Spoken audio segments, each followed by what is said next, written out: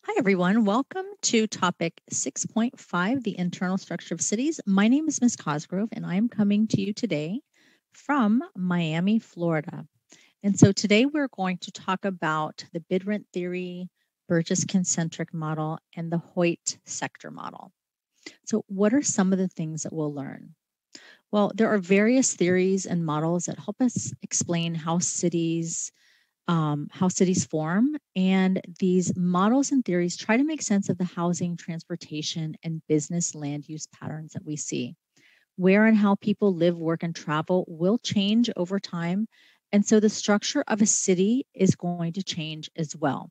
Today, our cities don't look the same way that they did 100 years ago, 50 years ago, or even 20 years ago. And so we'll look at some of these land use patterns and try to explain some of these changes. Let's start with the bid rent theory. Location, location, location. What are you, a bidder, willing to pay to be in the right location for your needs?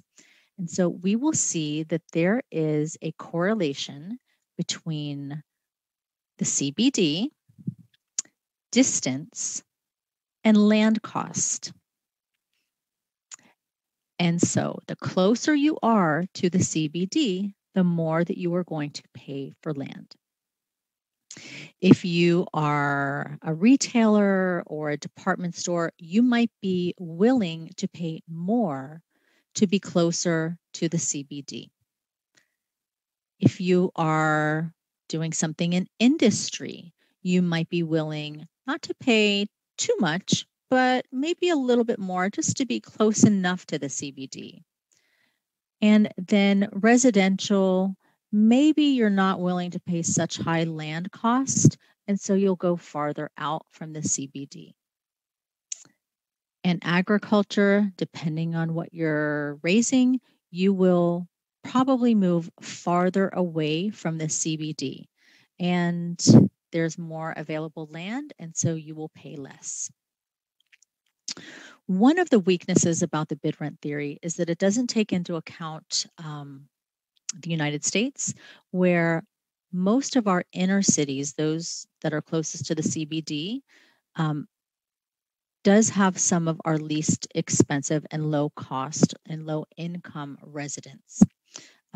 People are willing to have a trade-off. They are willing to pay less for more space, to have yards, to be out in the suburbs, and to be farther away from the CBD. If you would like to pause this and look up the bid rent theory a little bit more and look up maybe some of the strengths and weaknesses of it, then go ahead and pause me now. And otherwise, we will move into the Burgess concentric model. And so this is based on the city of Chicago in the 1920s. Ernest Burgess looks at the relationship between the socioeconomic status of households and the distance from the central business district. So where people can afford to live in relationship to where they live. Let's look at this model. And right in the center, we have our central business district. Right outside of that, we have something called the zone of transition. And so here you might have your industry. You might have some retail areas, but you would have your industry. Outside of that zone of transition, you have a working class zone, people who are going to be working in the industries. And the farther out you get in your residential zone, you'll have middle income. And on the outskirts, you have your commuter zone. And so the farther out you get, you tend to have your better housing. There are limitations and weaknesses of this model. We know that this was done 100 years ago, and so it's outdated. Transportation has changed. Even the global economy that we have today has changed. So we no longer have to have industries right outside of our city center.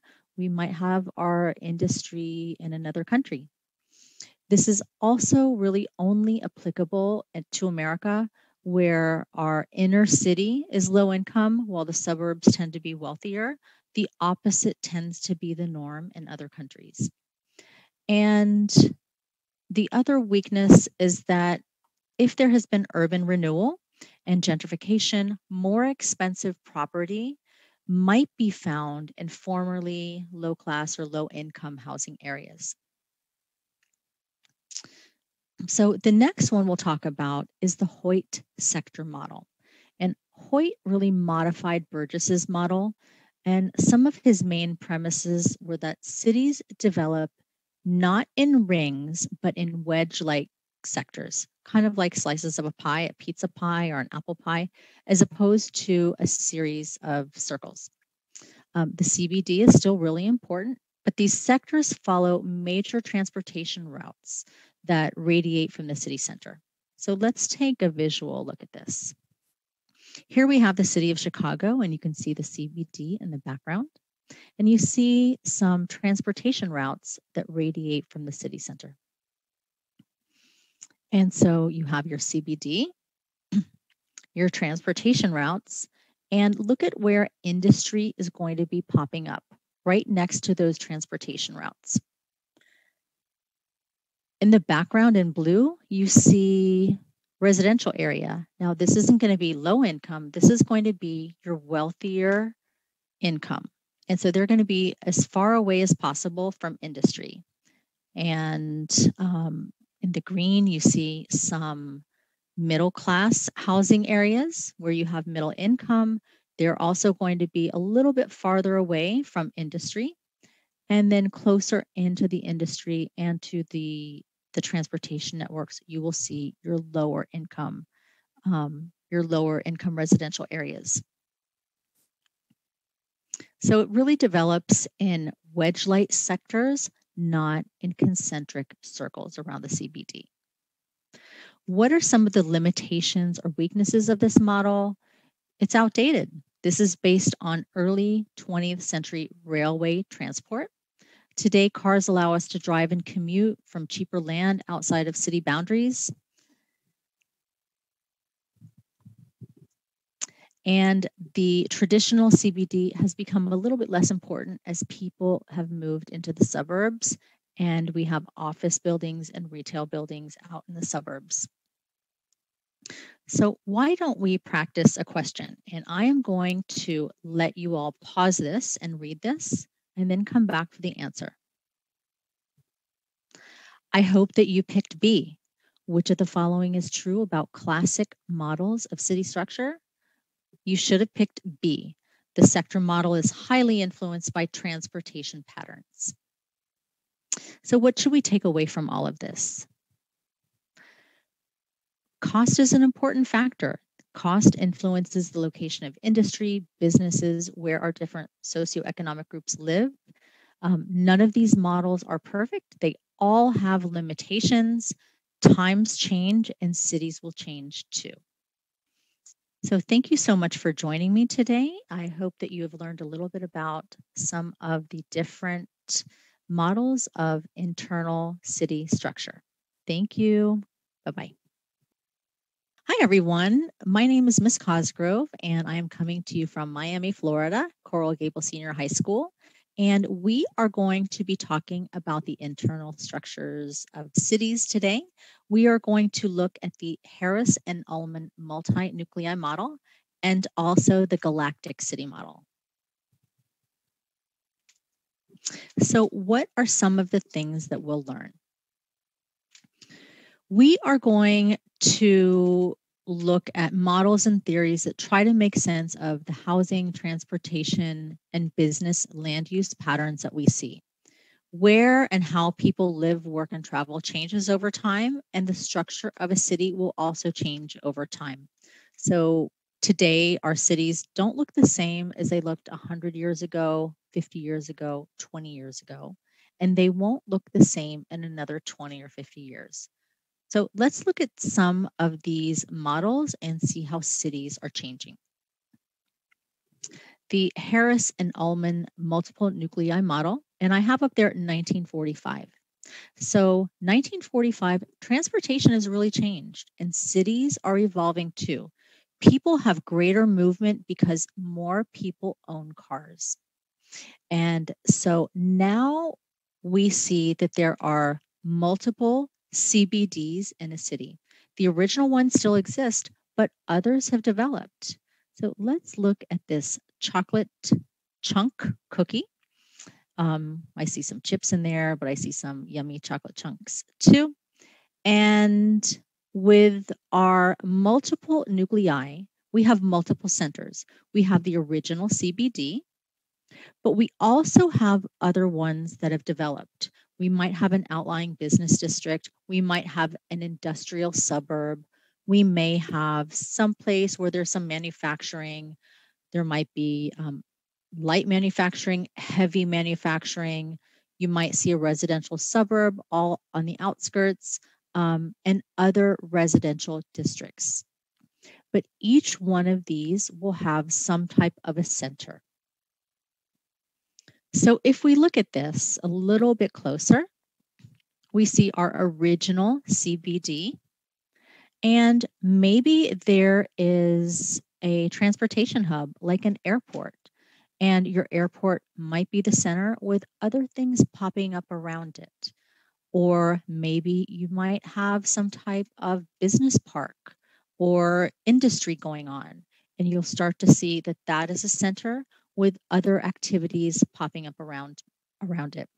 You might have a university as a center. That might be one of your service nodes.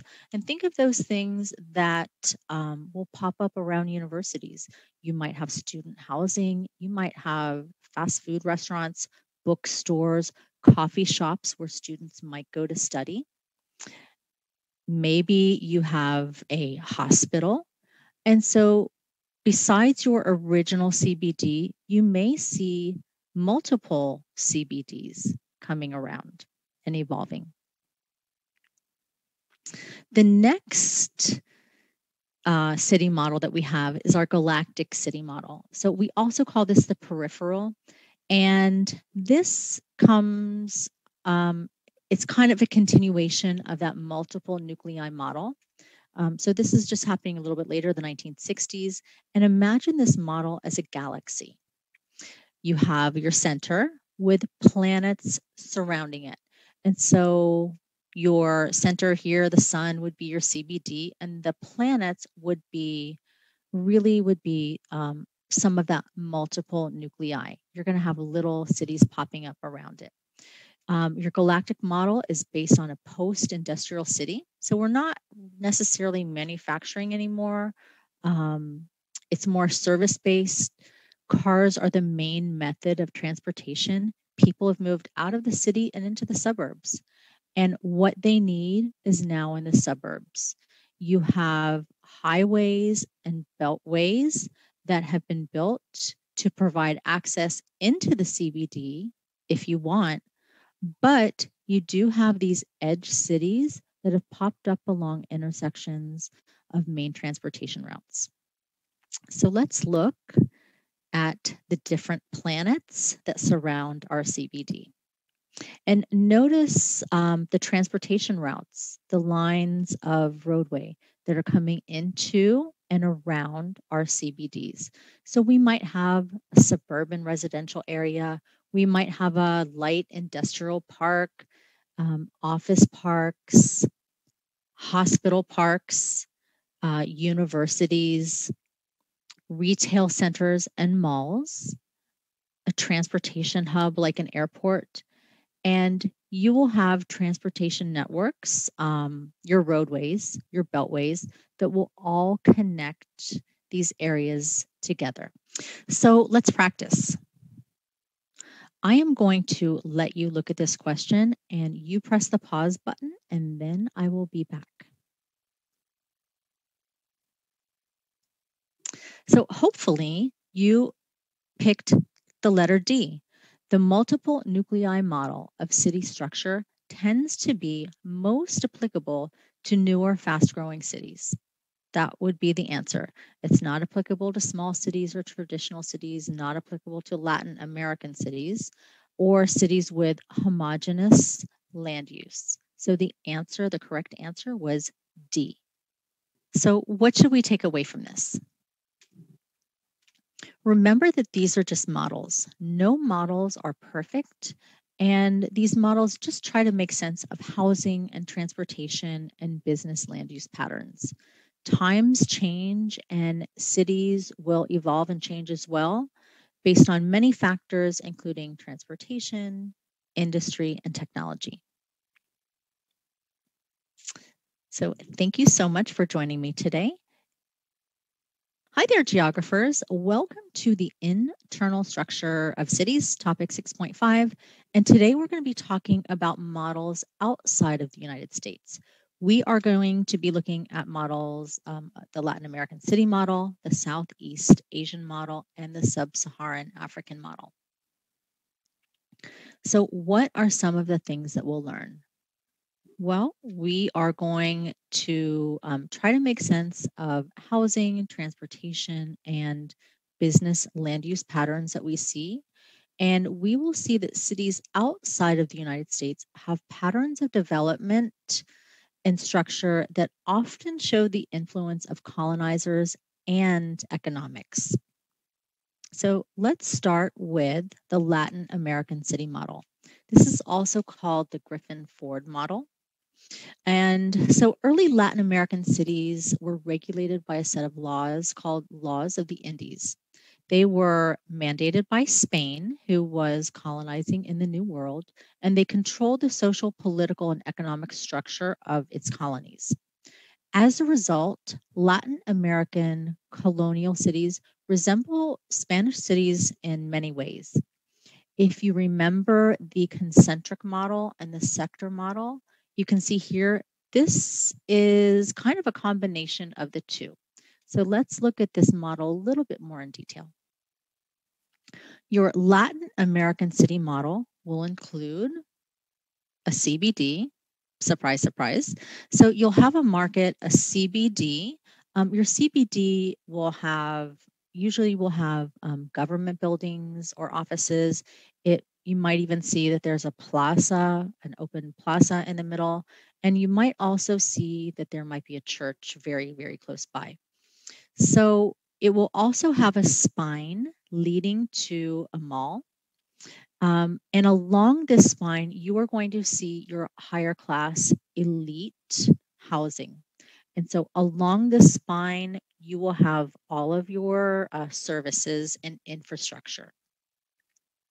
The industrial areas, that will be on the outskirts because they don't want it close to the high class elite residential. You might see that zone of maturity that surrounds your CBD and your market area. So it's a little bit older housing. Some of it might even date to the colonial times. And then you might even see an area of gentrification that's also surrounding your market CBD area. We would also see a zone of in situ accretion, which is a mix of middle and low income housing.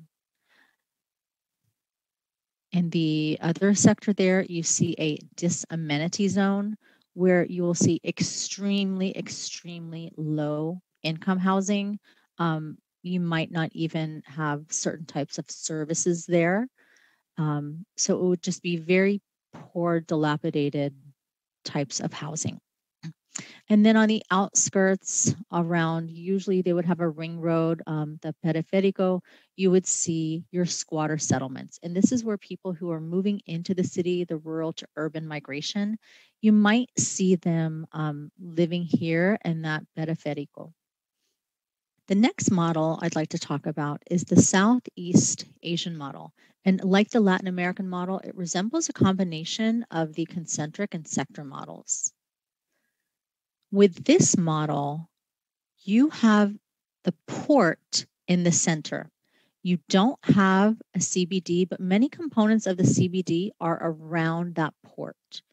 And your port is going to be an economic zone. Then you'll see that there's going to be a Western and alien commercial zone. Your Western commercial zone will be where European and Western merchants were. And the alien commercial zone will be Chinese merchants. Then you'll see government zones, and you will also see high-class residential zones. We'll have an area for new suburbs mixed with squatter settlements. And you'll also see that there might be agriculture and industry on the outskirts. So let's see what this would look like visually.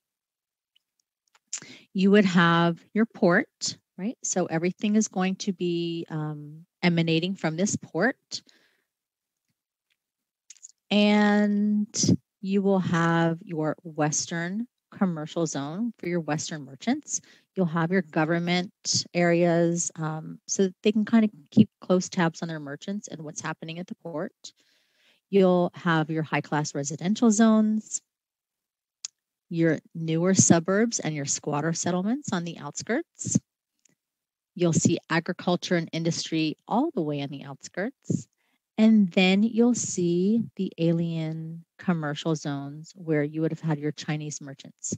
So this is our Southeast Asian model. The next one we'll come to is set in Africa. And this is based on sub-Saharan African cities, as these cities were influenced by European colonizers. And one of the unique things that we notice in the sub-Saharan African model is that they have 3 CBDs. You will see your traditional original CBD where you might have some vendors selling products. It's usually one-story buildings. And then we have the area where it was the European colonizer built. You will typically see streets with grid patterns. You'll see multi-story buildings. And then you'll see these very informal open air markets. Your infrastructure and services and the sub-Saharan African city model, they are going to be really close to the center. The farther away you get from that center, the less infrastructure you'll have. So infrastructure, that's going to include access to clean water and sanitation. That will include maybe electricity and well-kept roads. Neighborhoods will be divided. There will be different ethnic groups, most likely, in different neighborhoods. And then you will have your shanty towns or your squatter settlements on the outside, on the outskirts of the city. So let's practice. Let's do a question. And I'm going to let you put me on pause for a minute. And I'd like you to read this question and look at the stimulus and then come back. So I hope that you picked letter B. If you look at that model of the Latin American city and you read the prompt compared to the patterns shown in urban models of the United States and Canada, the Latin American city model best explains which of the following patterns? And the answer is B. Income levels and land values increase toward the center of the city and along the spine. Remember that that spine was your elite residential sector, and on the outskirt, that zone of disamenity and the periférico is where you have your lowest income. So what should we take away from all of this? Remember, these are models. They all have limitations. They are not perfect, but they try to make sense of housing, transportation, and business land use patterns that we see. Cities outside of the United States have patterns of development and structure that often show the influence of colonizers or economic development. And so while it's helpful to look at these models, sometimes they can be a little bit outdated and they may not take into account some of the economic and changes and residential changes that have occurred since they were first developed. So I thank you very